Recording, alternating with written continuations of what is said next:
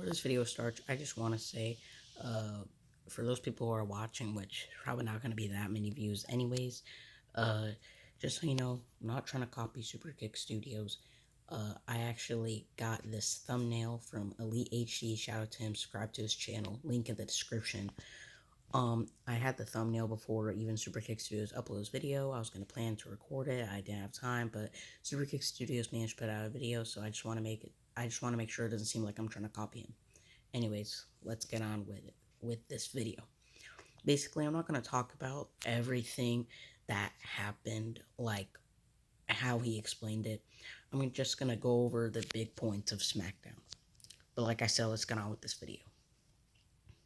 So in 2016, WWE decided to bring back the brand split, and SmackDown seemed like the underdog. Raw was clearly still a flagship show, but that's not how it was. WWE tried to make it seem like the flagship show, but SmackDown Live was the A show. First, I want to talk about AJ Styles. AJ Styles was the WWE champion after he defeated Dean Ambrose at Backlash, and AJ Styles was on a roll on SmackDown. Whether it was his feud with John Cena or Dean Ambrose or even James Ellsworth, AJ Styles was doing great, having great promos, great segments, great matches, and just a great title reign. I think this title reign was better than his second title reign, in my opinion. This might be an unpopular opinion, but that's what I think. Um, his feud with Dean Ambrose was very good. They had a match at TLC, which was a great TLC match. Um, his triple threat match against John Cena and Dean Ambrose at No Mercy was good. And SmackDown was still having brand exclusive pay per views just like Raw. But yeah, AJ Styles was one of the main points of SmackDown Live. He had a great WWE title reign until Royal Rumble. And this era of SmackDown is from brand split when they brought back brand split, so 2016 in like July or August to um to WrestleMania 33. Another guy I want to talk about is The Miz. The Miz was on a roll on SmackDown. SmackDown was for The Miz. The Miz and Maurice. Maurice was definitely good for The Miz. Miz had a great IC title reign, and he was even giving guys opportunities, guys like Apollo Crews. But he did have this one great feud with Dolph Ziggler where basically he was talking about Dolph Ziggler's career sucked.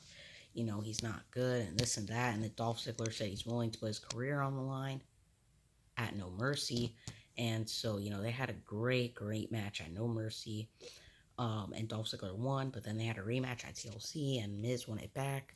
And Miz was also kind of in a feud-ish with Daniel Bryan. Daniel Bryan was general manager, which I'm going to talk about in a little bit. But yeah, the Miz title reigns, his IC title reigns was great. And even when he lost it to Dean Ambrose, he was put in a good feud with John Cena. I know they had, Nikki Bella and Maurice in there, but it was still a good feud. They were putting on good segments.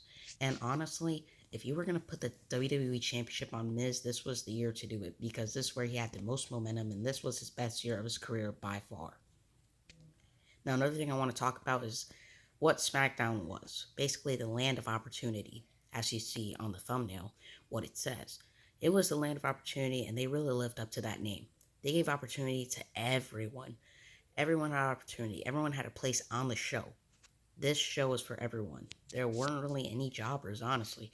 Alexa Bliss and Becky Lynch, they were feuding. Like, Becky Lynch finally got her SmackDown Women's Championship. She became a Women's Champion. Nikki Bella had a pretty good feud with Carmella, I'd say.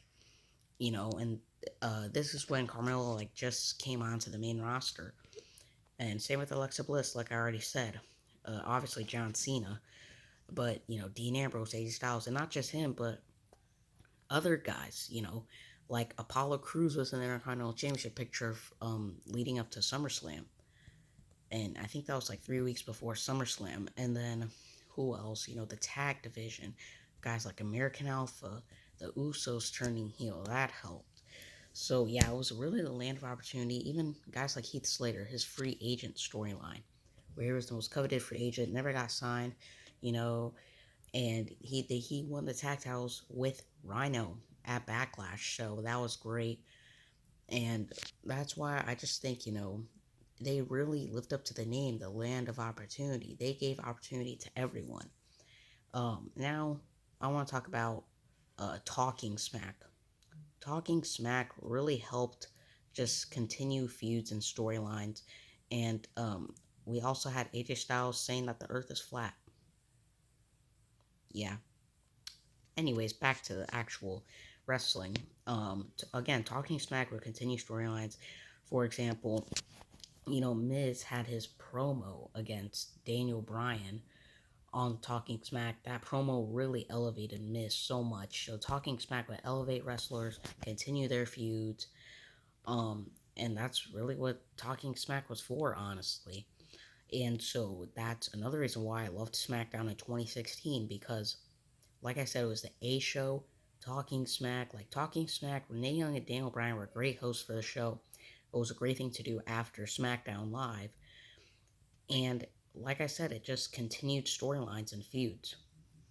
Another thing about SmackDown that I haven't really talked about, just the supporting cast in general. I already mentioned some names, but Becky Lynch feud with Alexa Bliss, that was good. Heath Slater, that was good. The tag division was good. You had the Hype Bros with Mojo Rawley and Zack Ryder. You had the Usos. You had American Alpha. You had the Vaudevillains. The Vaudevillains were actually good at this time. So the SmackDown's tag division was, like at an all-time high. Like this, like tag team wrestling could have been good on SmackDown, which it kind of was. Also, Randy Orton and Bray Wyatt and Luke Harper's kind of weird story. Randy Orton playing mind games or Bray Wyatt playing mind games with Randy Orton, and then they team up, and then obviously it built up to WrestleMania. Then you also have AJ Styles feud with Shane McMahon. That was good. James Ellsworth. We can't forget about James Ellsworth.